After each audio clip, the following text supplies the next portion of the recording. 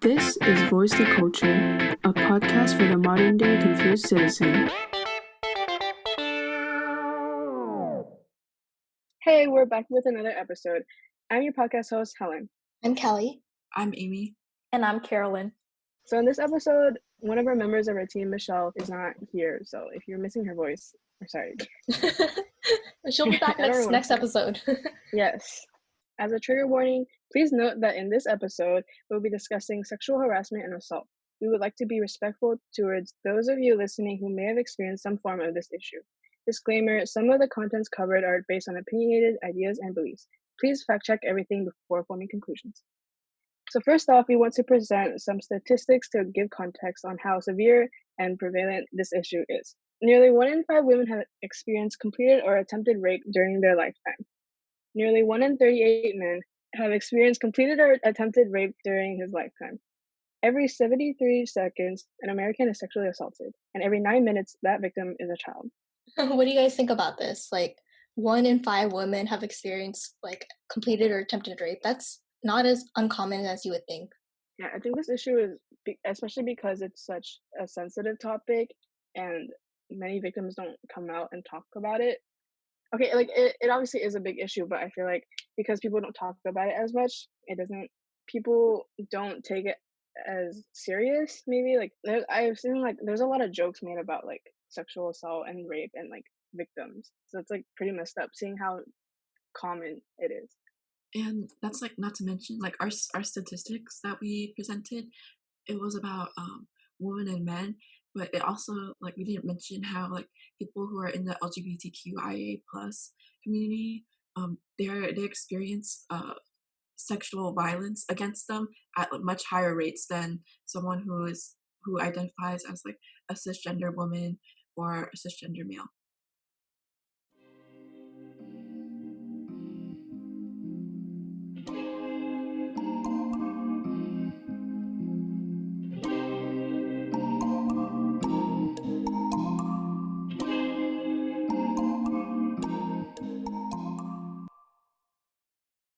So let's talk about sexual consent. So what is consent? The agreement/approval to participate in a sexual activity between 2 or more individuals. It can be verbal or nonverbal, but verbal agreement helps to reinforce boundaries. You must have permission from all parties from any sexual activity to be consensual. It's crucial regardless of who your partner is and if you've been intimate before. Giving consent beforehand does not negate one individual saying no later on. Consent can be withdrawn at any time. There can be a dynamic in some relationships where one person can feel pressured or manipulated into agreeing to do sexual acts because of their age, sex, socioeconomic status, strength, etc. So consent is a really difficult topic to talk about because the boundaries of it are really controversial, and there's some instances where you might not consider consent to be fully approved of, and some instances where was it both parties' faults? What are we supposed to believe in, So what are your thoughts on this? I think in general, just setting out and talking to your partner or partners, just talking to them, and then just kind of establishing what your boundaries are is kind of helpful. Talking about it beforehand, and then if you guys do participate in sexual activity, make sure to talk about how it went and if you felt comfortable with everything. And that's just a good way to reestablish what you feel comfortable with and what your boundaries are, so that everyone doesn't feel like they're uncomfortable or they've been violated. Yeah, I don't really get how, why people don't understand how, I guess, easy consent can be. Because, no means no, and with consent, I feel like you need the person to say yes. Even if they don't say no, directly, maybe they're afraid of saying no.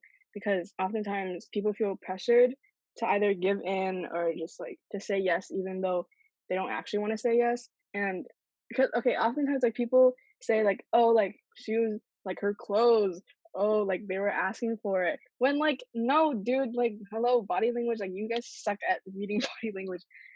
Consent is just, it's such a simple topic to understand, and yet it is mostly misunderstood. I feel oftentimes people forget that when someone wants to be in a relationship with you, they're there because they like you as a person. They're not there to they're not an object that you can just like use and then like forget about. They're there because they like you as a person, and like I don't know, sometimes people like overlook that. Also, like, to kind of piggyback off of what you're saying, in like a lot of relationships, I think that like what people don't understand is that even if you're in a relationship, there can still be like an unhealthy dynamic. Just because you're in a relationship doesn't mean you can just pressure someone into doing something that you selfishly want. It's about mutual agreement. It's about respecting each other as individuals with separate bodies and respecting each other's own like needs and wants. It's just about taking care of each other in general. Like with what you were saying about how like people aren't just objects, they're humans. And you need to understand that some people won't be there all the time to just serve you. You have to know that like there might be times where two or more like, individuals agree to participate in a sexual activity, but that's not going to happen all the time. And if it doesn't go your way, you shouldn't force it, because that's just messed up. It's just messed up to force someone to do something that they don't want to do. Yeah, like I totally agree. Like sometimes in some situations, like the victim isn't, again, in a safe place to say no. So that means they kind of say yes, but not, they don't fully agree. And of course, they can take that back anytime. But when, like, say you're in a committed relationship and you don't pick up on those social cues, you don't see where they're coming from and try to make efforts to help them, then you are enabling the issue of sexual violence and assault. Also, like when you violate someone like actually not giving you consent, that's just being very invasive, and it makes them feel as if like their own needs and their own wants are like put on hold because of someone else's needs are put before theirs. And it's just very degrading, and like almost like a little like it feels like you don't respect them or their body. I feel like when you're in a committed relationship and you still don't pick up on these cues, and like you still don't understand the concept of consent, I don't think you're ready for a relationship at all, just cuz I don't know. In a relationship there are two people and your needs aren't the only ones that need to be met. You have to respect the other side as well. And like if you can't understand that, I don't think you're ready for a relationship. You need to figure yourself out. If you're only in the relationship just for sexual activities, then don't commit to a relationship. Like I think consent should also be something that's taught and emphasized as much in like the sex ed when in school. Like that should be like very emphasized, especially like to like expose kids to that at a young age. Like the more that they like hear that it's only right to ask for someone else's consent before like participating in like sexual activities with them. Like I think it only like when there isn't like a guide to what like safe sex is, then people might not know what boundaries to establish and how they should go about it. Just going back to the relationship thing, toxic relationships obviously exist. And in those relationships, usually if the person, whoever is like the abuser, usually makes the victim feel like they're not enough and that the person that they're with is the only person who can give them what they like quote unquote need. When in reality, like everyone like deserves so much better. Like you don't deserve to be someone's like toy that they can just use to please themselves whenever they want to. It's hard to get out of those relationships, but it is important to realize your own self-worth. And yeah.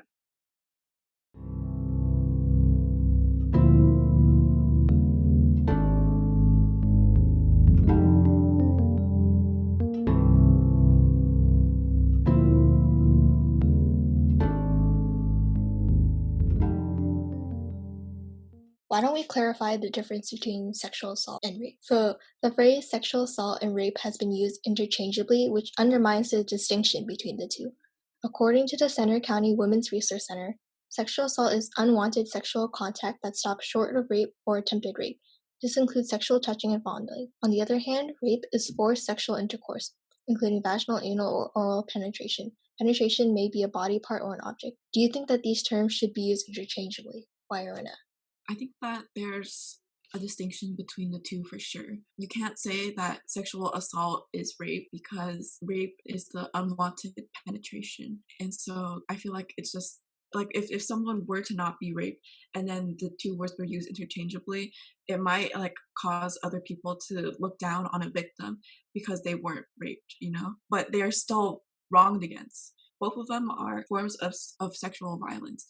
And when someone performs like an act of sexual violence against someone, it's to exert like their own underlying need for like dominance and like to exert power over someone else, and like sex is only like the weapon that they use against someone, and it's just like so violating, especially since it's like something that's very intimate and very personal because it's your own body, so that's why I think that when you use these two words interchangeably, it doesn't kind of blurs the line on what's considered sexual assault and rape, and it's just better to just like know the difference between the two and to use them sparingly. Like, I don't know because I'm not a victim myself, but I think that if you are a rape victim, maybe because obviously it is a scary thing to talk about, so maybe they aren't completely ready to accept maybe like that they were raped because it's a scary topic to come out and talk about, and so maybe they say, oh, it was sexual assault to make it not seem as severe as it was because those experiences are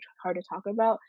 But at the same time, it's like people don't take you seriously, maybe because people tend to just label everything as sexual assault, and then that lessens the severity of it, and that desensitizes everything. Yeah, I agree. I think especially for rape against males, it's really hard for like them to come out with their stories and share because there's such a stigma that males cannot be the victims or they're less likely to be manipulated. But like as we said earlier, it does happen. And do you guys think that patriarchy or toxic masculinity plays a role in this? And if so, to what extent? I definitely think that toxic masculinity does play a role in this because the society kind of pushes that men shouldn't have emotions and that they should be like strong. I've seen like on Instagram, there's been like stories about how, not just Instagram, but like in the media in general, like on the news too. Like there's been stories where like there's young boys who are exploited by like a female teacher perhaps, and then like the teacher like had intercourse with like the young boys, and then like in the comments like there's people who are like, wow, those boys are so lucky, and I feel like that's just so like inappropriate to say that because those boys were in a position where their teacher had power over them and they didn't know because they were kids. Like just because they had intercourse with their teacher doesn't mean that they're lucky because it might have been unwanted.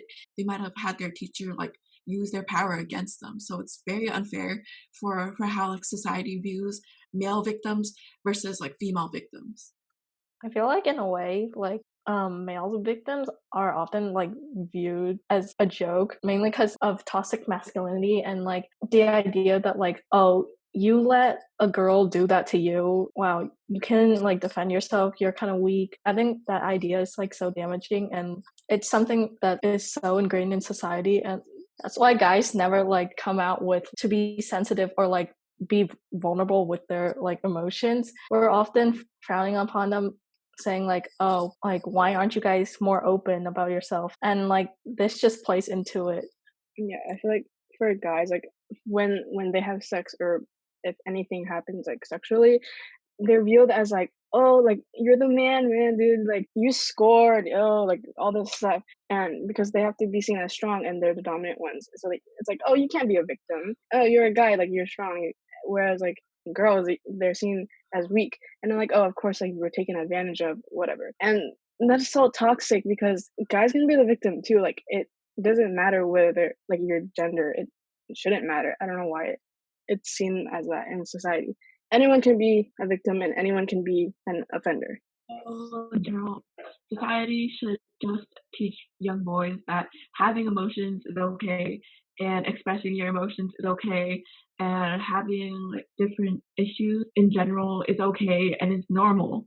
And also, we should also normalize like the fact women can have sex too. Like it's not a woman who has sex is automatically like and honestly, like, how do you guys feel about like terms that are very gender dominated and have like a negative connotation to them? Like, for example, if like a guy were to be fair to do something, someone else might like use a derogatory term like pussy or something and call him that. It's just like, how do you guys feel about that? I think it's very damaging because it's normalizing toxic masculinity and like it's showing like young boys what an ideal man is supposed to be like. That's why toxic masculinity is still a thing because it's being taught generation after generation through like insults and all these things that tells boys to be strong and like don't give in to like their emotions and stuff like that. Yeah, I think a larger part of that would be how they use those derogatory terms in a joking manner, so they'll play it off as like, "Oh, it's just a joke," like, and sometimes I'll see like okay, not to put anyone on blast, but like this one kid in my cop class was like commenting on this TikTok saying like you should have taken advantage of her, and like seeing how like people around us are like treating issues like these like in such a joking manner really goes to show that like even though we are doing more in terms of like educating people on what consent is, like if we're not taking this seriously, it's not going to work. Even if someone is joking when they say things, like to like kind of relate to how people might use other words that have a very negative underlying message when you use them, like for example, like the N word or like using derogatory terms. Like even if you don't mean it in like seriously or like if you just use it casually, still like you're still enforcing that it's okay to use that word when you shouldn't use that word in the first place. It has a very warped history behind it, and it's like the history behind that word was used to put down other people. So in general, you should not use that word even as a joke because it could still be degrading to other people, and it's not your place to use that word if you aren't a part of that demographic. Yeah, I think even like unconsciously, like words are used against toxic masculinity because like words like all those words they are those are words like to describe a woman because like it's like if a guy's like acting weak, you're like, oh, you're well, I'll let you know they're very strong, but okay. And like when a girl has sex, like maybe even like once, they're like, oh, like you're now, like versus a guy who like it's like, oh, like you're cool now. Oh, you had sex. What's your body count? Like, ugh. Yeah, like what? I just don't get it. Like again, like yes, guys can be victims too, but it's just those terms that have been ingrained in society for so long. It's just very interesting. And it's like there's like a patriarchy in everything because even in like my family, for example, like when I was growing up and then I started to like express myself more and then like I would wear makeup and start to like figure out what clothes were flattering on my body shape. Like just the fact that I wanted to like express myself and like look good for myself, that made me like a or like that made me like just wanting to get attention from boys. That's so messed up. Like we have to like everything that a girl does is for like attention of boys, and like how like a girl's end goal in life is to be married and have a husband and then have kids. And like on the other side of that spectrum, not everything that like a guy does should be like praised and like glorified. How can you like glorify one group and then like demean the others? Why do we have to put down one person to uplift someone else? You know?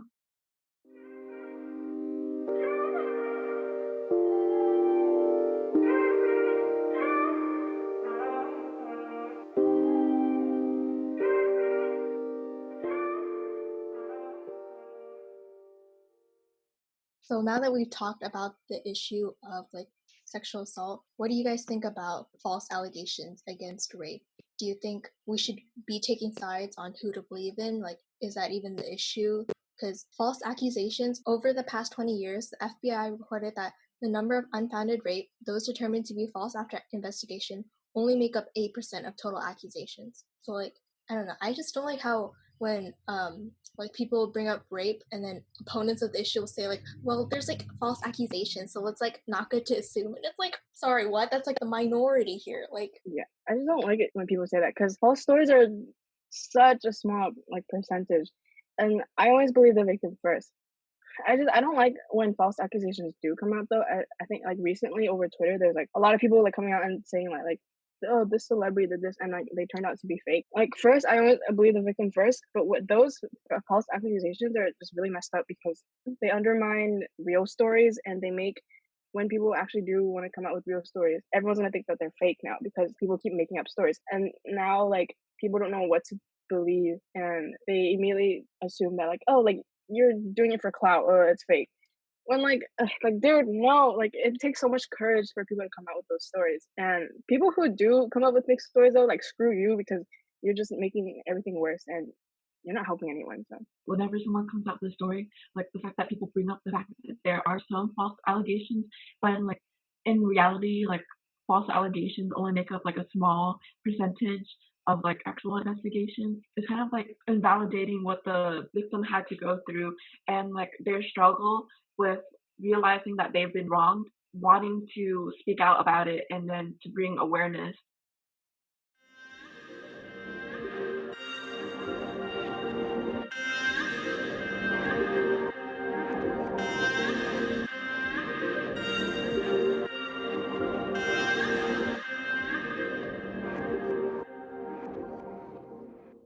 So one thing that we wanted to discuss was that how, since we're talking about like consent and sexual assault and rape, we feel like it would be kind of tone deaf to not acknowledge the fact that a lot of our peers have come out with their own stories and their own experiences with these issues. And um, in my opinion, I think it's very empowering that a lot of people are coming out and speaking their truth, because just by speaking out, you could empower someone who feels like they're silenced, or like they don't know like if what they've experienced was assault or rape, and it can help them feel like they're not alone, and that there's someone else who also went through something similar and also mustered up the courage to speak out.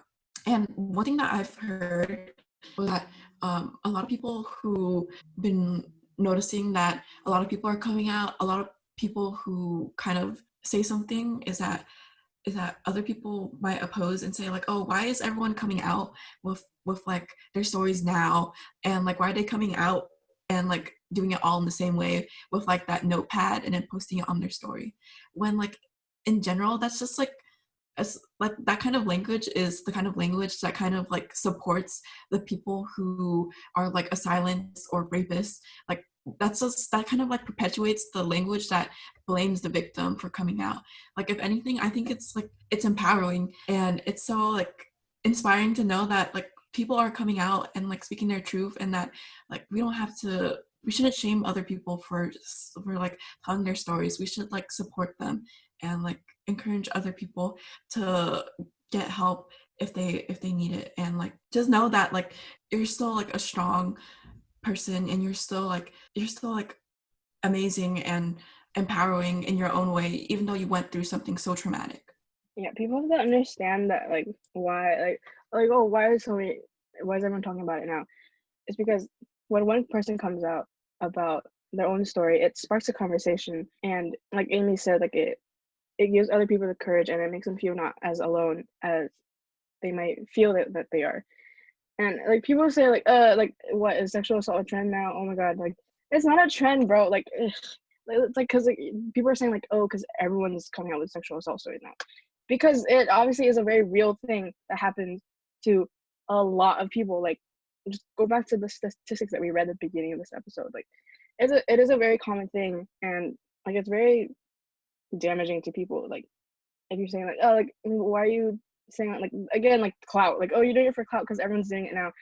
But like no, dude, like sorry, it's so frustrating because like a lot of people go through these experiences, and it is important that people are coming out and talking about it. I completely agree with Helen.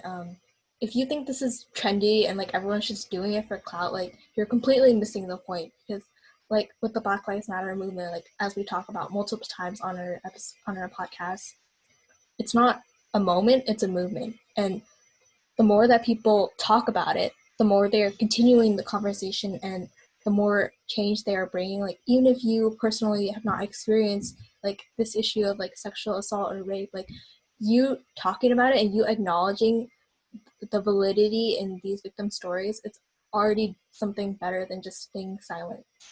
And to continue off of what you're saying, like the fact that so many people are coming out and there are peers, so it kind of shows that like any forms of sexual violence, it can happen anywhere, and it can happen like any place and to anybody. Like even if you think that it wouldn't happen, you know, like our school is kind of known for like academics and like prestige and stuff, but the fact that so many situations like this have happened just goes to show that like it doesn't matter like who you are, you can still be hurt.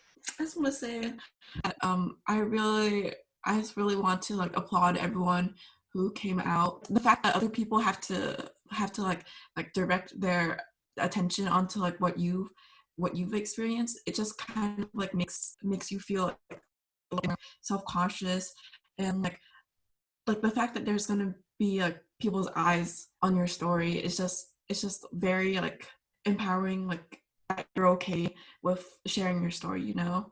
It's not easy, but I just want to tell you that you're amazing, and like what you went through was not okay. You were wronged, but you're strong now, and like and you're better now, and you're safe, like you're loved, and like there are people, even if there's people who might not like be on your side, there are people support you, and there are people who want to help you and just like appreciate you for who you are. Yeah, wait, just to add on to that, like a lot of sexual assault victims often blame themselves for it because they think that like, oh, like how come I wasn't able to fight them off? Like how come I wasn't strong enough? And like they continue to beat themselves up over it. Just know that it is not your fault. It is never your fault. It is the offender and whoever did that to you. It's their fault. And like don't blame yourself. And like Amy said, like reach out to people. People have your back. Like you're not alone in this. Yeah, like just don't blame yourself. It is never your fault.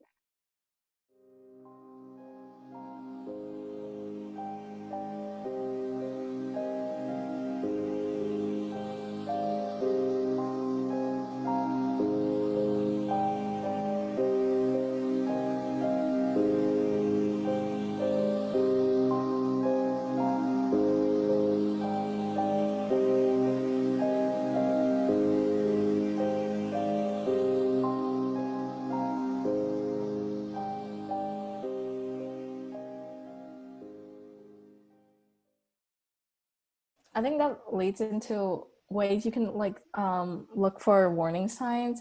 And there are relationships that can heat up pretty quickly.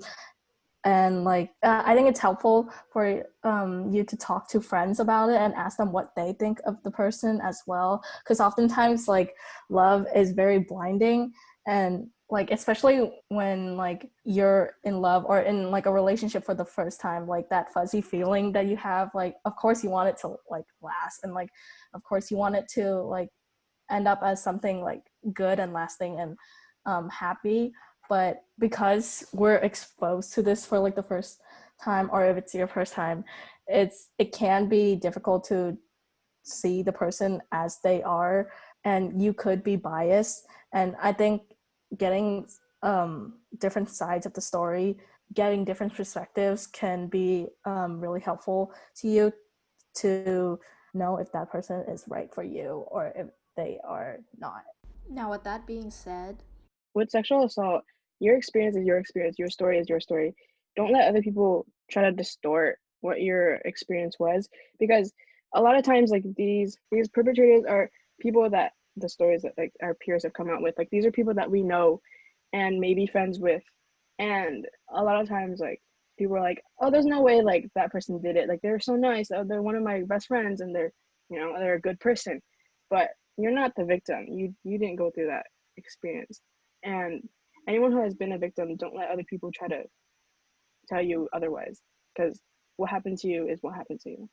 how you can support sexual assault survivors is to, one, listen to their story and believe in them. Try to really hear their perspective of story and respect their desire to keep certain things private or confidential. Let them know that they are loved and help is available, and don't use underlying language that blames the victim or defends the assailant. Some examples of what not to say is, for example, like blaming the victim by like saying, "Oh, it's your fault for you were asking for it by wearing these clothes. You shouldn't have done this and this. You shouldn't have worn this and this." you should have done this instead, and then like being like, oh, why didn't you speak out earlier or go to the authorities? Also, if you want to support someone who's coming out with their story, don't tell the authorities if the victim is not comfortable with it. Respect their privacy. In the first place, it's their story to come out with, and it's their choice if they want to pursue legal action. It's not your right to share, and there's no guarantee that the court will protect them. In general, just make sure to like respect other people's boundaries, especially with like a victims. Like, don't touch them unless you have their like permission to. All right, that wraps up our discussion on sexual assault.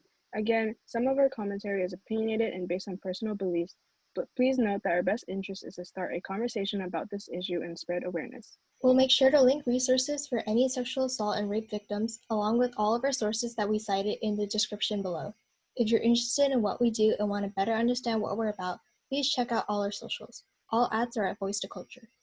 If you liked this episode, please give us a review or like and subscribe. Hit the bell icon to be notified every time we upload a video. Thank you so much for listening. We'll be back soon with another episode.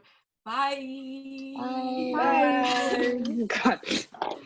God.